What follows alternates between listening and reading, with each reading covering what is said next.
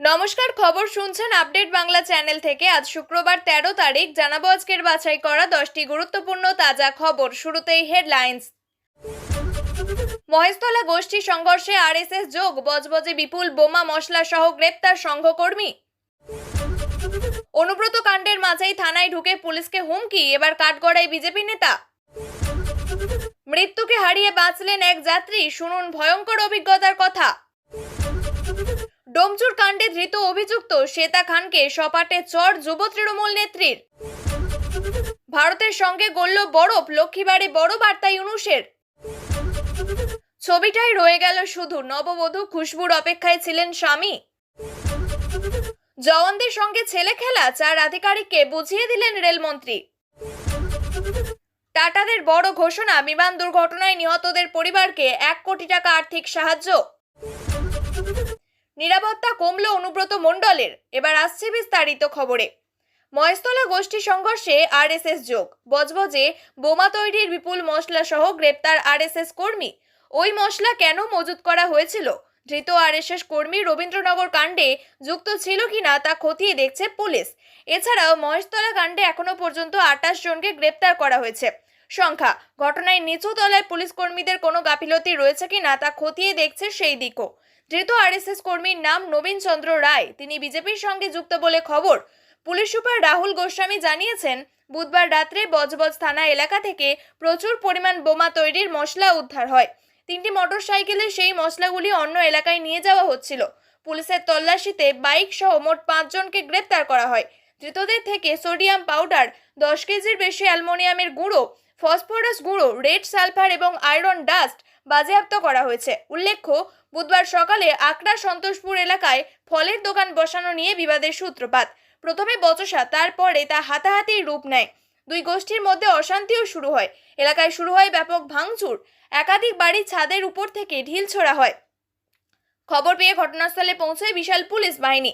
ADC Dakshinbanga, DIG, Presidency range সহ পুলিশের শীর্ষ কর্তারা ঘটনাস্থলে পৌঁছান। পরে পরিস্থিতি নিয়ন্ত্রণে আনে পুলিশ।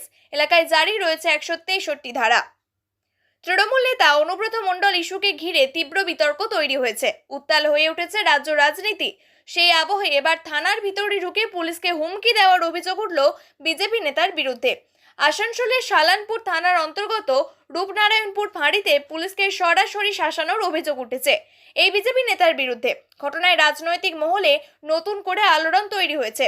এসডিপিও অফিসে 2 ঘন্টা জেরা, বেরিয়েই কেষ্টু গেলেন পার্টি কার্যালয়ে।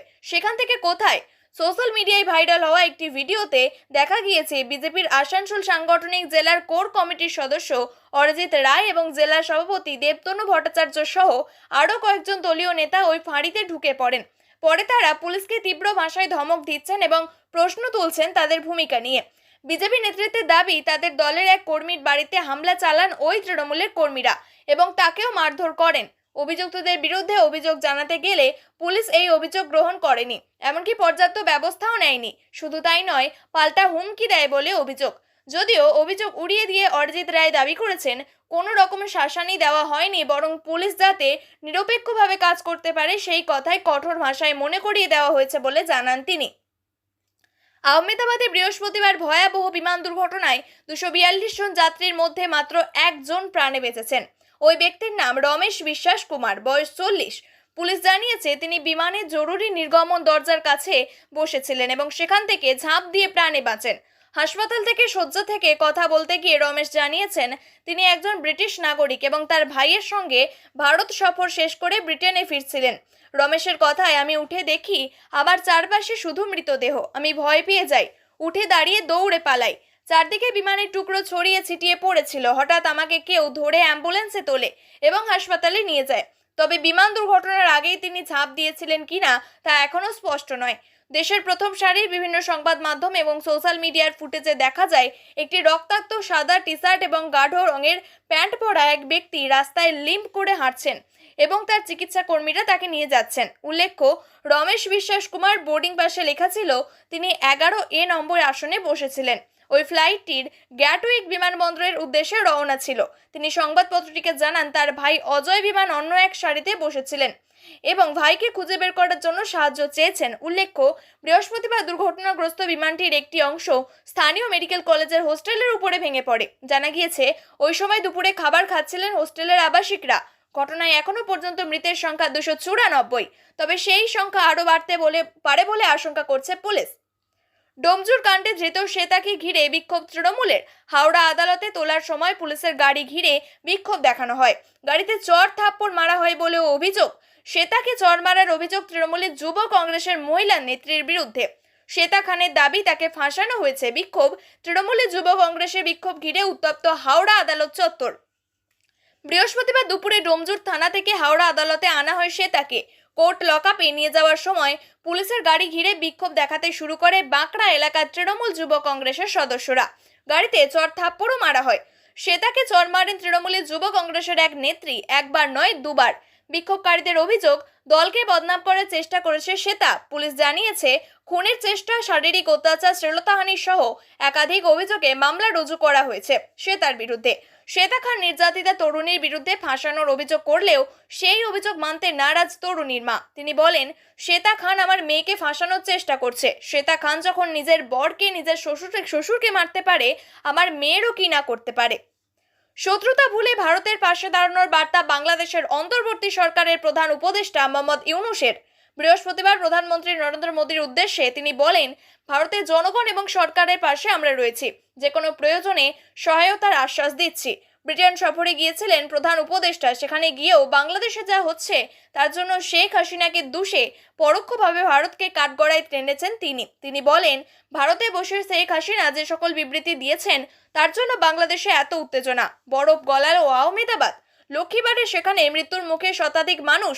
এদিন ভর দুপুরে লন্ডনগামী বোয়িং 787 এর AI-171 বিমানটি হঠাৎ করেই ভেঙে পড়ে আকাশ থেকে। আহমেদাবাদ থেকে উড়ান দিয়েই 15 কিলোমিটারের মধ্যেই ঘটে দুর্ঘটনা। এই ঘটনার পর ভারতের উদ্দেশ্যে পাশে থাকার বার্তা দিয়েছে চীন, ব্রিটেন সহ একাধিক দেশ। অপেক্ষা ছিল বাংলাদেশেরও, সেও এলো। এদিন ইউনূস বলেন, আহমেদাবাদের বিমান দুর্ঘটনার খবরে আমি গভীরভাবে শোকাহত। আমরা নিহতদের আত্মার শান্তি কামনা করি, তাদের পরিবারের প্রতি সমবেদনা। পাশাপাশি সে দেশের জনগণ এবং সরকার যে কোনো রকমের প্রয়োজনীয়তায় আমরা তাদের পাশে রয়েছে। পা থেকে মাথা পর্যন্ত পুড়ে গিয়েছে। পোড়ার গন্ধে টেকা যাচ্ছে না হাসপাতালে। এদিক ওদিক ছড়িয়ে রয়েছে বিমানের টুকরো। কারোর দেহ ছিন্ন বিচ্ছিন্ন হয়ে গিয়েছে। কারোর দেহে বেশিরভাগ অংশই জ্বলে পুড়ে গিয়েছে। প্রাণ থাকার আশাটুকুও নেই। এমনটাই অবস্থা ছিল আহমেদাবাদের মেঘানীনগরের দৃশ্য। আর সেই পোড়া স্তূপের নিচেই শেষ হয়ে গেল অনেক গল্প, অনেক অপেক্ষা। ঠিক যেমন খুশবু রাজপুরোহিত। পৃথিবীর অপর প্রান্তে তার স্বামীর অপেক্ষা কোনো দিনও শেষ হবে না আর। গুজরাতের বালাতোরের আরাবা গ্রামের বাসিন্দা খুশবু। স্বামী মনফুল সিং থাকেন লন্ডনে। তার কাছেই যাচ্ছিলেন তিনি। চলতি বছরের জানুয়ারি মাসেই বিয়ে হয় খুশবুর। বিয়ের পর এটাই ছিল তার প্রথম লন্ডন সফর। চোখে ছিল এক রাজ স্বপ্ন। লন্ডনের বুকে স্বামী মনফুল ছিলেন অপেক্ষায়, একটা সুন্দর সংসার গড়বেন তারা। ভাবনা ছিল এটাই। মনফুল সিং লন্ডনের একটি তথ্য প্রযুক্তি সংস্থায় কর্মরত। সেখানে যাচ্ছিলেন খুশবু, কিন্তু ভয়াবহ দুর্ঘটনায় সব ভেঙে চুরমার। বৃহস্পতিবার সকালে খুশবুর বাবা নিজে আহমেদাবাদ বিমানবন্দরে ছাড়তে যান মেয়েকে। ছিলেন পরিবারের অন্যান্য সদস্যরাও। বাবার সঙ্গে এয়ারপোর্টে তোলা খুশবুর শেষ ছবিটা প্রকাশ্যে এসেছে ইতিমধ্যেই। কিন্তু বিমান ওড়ার কিছুক্ষণের মধ্যেই দুঃস্বপ্নের মতো আসে খবরটা। লন্ডনগামী এয়ার ইন্ডিয়ার বিমান ভেঙে পড়েছে 625 ফুট ওপর থেকে। অমরনাথ যাত্রার জন্য ডিউটি করতে যাচ্ছিলেন বিএসএফ জওয়ানরা। সেই কারণে রেলের তরফে পাঠানো হয়েছিল ট্রেন, কিন্তু তাতে ওঠা দায়। অত্যন্ত নোংরা এবং পরিত্যক্ত মানের ট্রেনের কামরা দেওয়া হয়েছিল জওয়ানদের। এই খবরই রেলমন্ত্রী অশ্বিনী বৈষ্ণবের কানে যেতেই করলেন কড়া পদক্ষেপ। 4 জন শীর্ষ আধিকারিককে সাসপেন্ড করলেন খোদ রেলমন্ত্রী। এ প্রসঙ্গে রেল সূত্রে জানানো হয়েছে, রেলমন্ত্রী স্পষ্টত জানিয়েছেন নিরাপত্তা বাহিনীর মর্যাদা সর্বাগ্রে। আর তাই এই ধরনের অবহেলা কোনোভাবেই বরদাস্ত করা হবে না। সমগ্র বিষয়টি তদন্ত শুরু হয়েছে যাতে এই ধরনের ঘটনার পুনরাবৃত্তি না ঘটে।